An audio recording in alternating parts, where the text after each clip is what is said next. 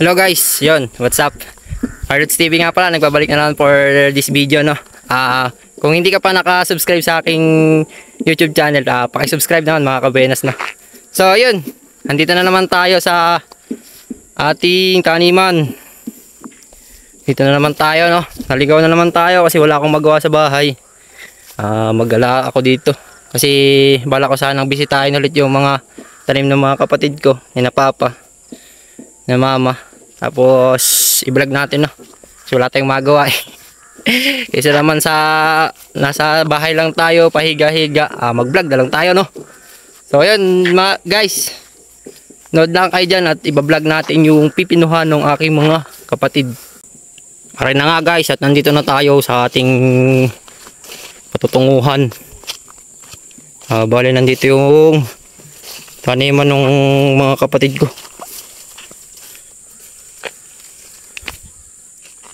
Ayan guys, bali dito ay nagatabas na sila. Kasi ito ata ay tataniman ulit ng ng palay. Kasi dito sa bayan namin, sa Lukban, sobrang ulan. Yan, medyo matubig na ulit mga kabenas. Mag-ato ulit kami na magpalay. Kasi nung nakaraan magpalay kami, dinaga. Wala kaming nakuha kaya nag-stop muna kami. So ginawa muna ng mga kapatid ko ni na mama at papa. Ayan, ginawa nilang plat. Tinaniman nila ng mustasa, pechay. So makikita nyo guys, may mga plat yan sa gitna. So ngayon mga kabenas, ito ay ulit, tutubiganin ulit namin. Tataniman to ng palay. So ngayon, ito nga pala yung tanim na pipino ng mga kapatid ko. Bale, ang namuhunan dito ay yung aking kapatid na panganay na nagtatrabaho sa Laguna. Tapos yung gumawa nito ay yung mga kapatid ko na nandito. Bale ito mga kabenas ay nakailang puti na. So makikita nyo medyo natutuyo-tuyo na yung dahon nya. Ito yung nakailang puti na mga kabenas. Nakikita nyo yan.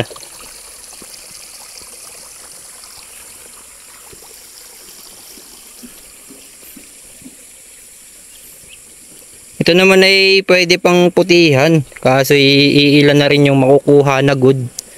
Bali karamihan dito reject na kasi yung iba hindi na ganun kalaki.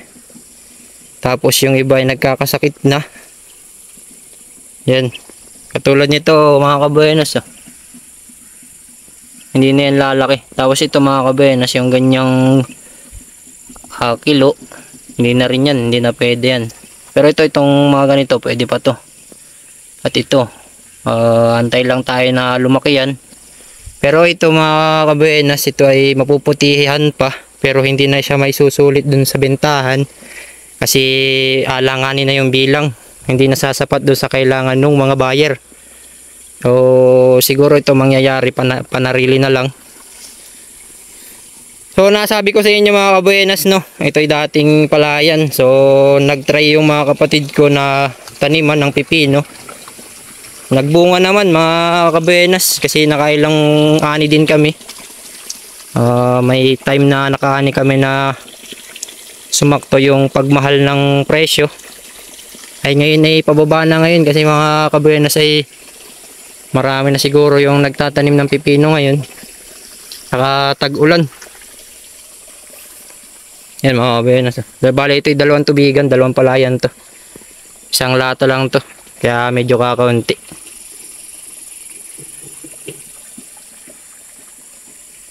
Bali may ipapakita ako sa inyo, may bagong tinaniman sila yung mga kapatid ko. Ipapakita natin dun sa kabila. Bali mga kabenas, no, pupunta natin yung bagong tanim ng aking mga kapatid na pipino. Punta natin nandun sa ibabaw yun eh. So kukuha muna ako ng kangkong kasi nakita ko eh. Lasa ko yung masarap itong ulamin mamayang hapunan. Kaya kukuha muna ako ng ilan.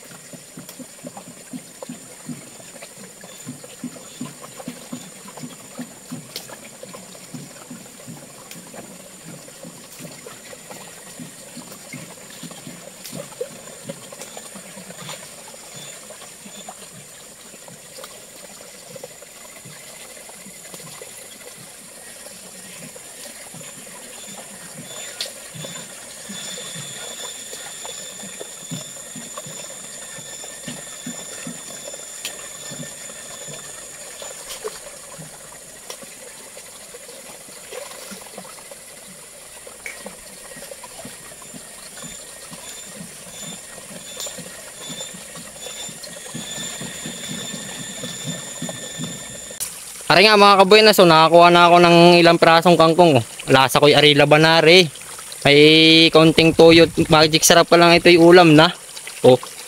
Tara at ating puntahan muna yung taniman ng aking mga kapatid na pipino. Ating puntahan na. At ako'y ang dami ng istorya sa inyo ay hindi pa natin puntahan ay awan ko na. Tara. Ari nga mga kabuenas, sa dami kong hunta sa inyo ay nakarating din tayo dito sa taniman ng aking mga kapatid. Bali yan mga kabuenas, oh. At ating galain muna. Ari nga mga kabuenas, oh. Ari siyawari ko may tanim na. At may ipot na yo. Alam nyo kayong ipot? Yung ipot yan ay yung galing sa manok. Napataba. Papasintabi lang po sa nakain. Ito po ay may mga tanim na. Antayin na lang nating sumibol. Balikan na lang natin at i-vlog natin sa susunod na araw. Wari ko ito may 2 araw nang nalagyan ng tanim. May punla na. Ari po, mga kabuenas. Ari ay nataniman na. Inulitan na lang ulit ng pipino kasi nung nakaraan ay awa ng Diyos po ay medyo nagkaroon din ng ani na maganda-ganda. Sumakto rin ho sa medyo mahal-mahal na presyo. Kaya po naisipan ng mga kapatid ko na ulitan. Makikita nyo po mga kabuenas na medyo parang may bilog-bilog na lubog-lubog dyan. Dyan ho nilagay ng mga kapatid ko yung punla ng pipino. Yan mga kabuenas. Kaya po makikita ninyo na may mga tali-tali kasi nasabing ko nga po na ari po ay nataniman na. Nataniman na po ari. Yan. Medyo may kaunting kalawakan din naman. Siguro may 4 na lata o hanggang 5 lata ang nakatanim dito mga kabuenas. Haring at igala ko muna kayo kung gaano ito kalawak.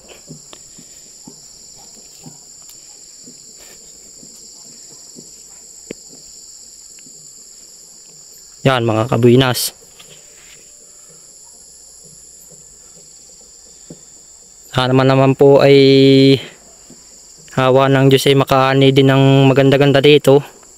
Kahit po ito ay pangalawang tanim na.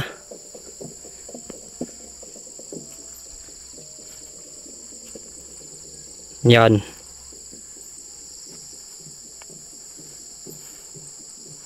Sabi nga po pag ikaw nga ay nasa probinsya ay kung masipag ka ay magkakapira ka.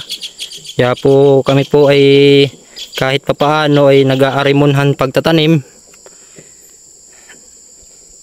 para po may other income tayo, no? Other source of income. Yan mga kabuenas, makikita nyo may mga balinghoy din diyan na yan nakatanim. Kasi matagal-tagal po yang maani. Kasi matagal yang halos ilang buwan din yan maantay bago maanihan. Pero naman po yung dahon niya na medyo sariwa pa ay pwede nating ulamin. Gataan po. Masarap po diyan na yung ganataan na may lahok na toyo po ba, no? Mention na nga po kung sino yung mga nakakain dyan ng ginataan na talbos ng balinghoy o talbos ng kamuting kahoy. Ano po ba yung ginagawa nyong luto diyan? Ay wari kay ari sa kapatid ko, nakalimutan. Ay astig, naka-seeds pag tatanim.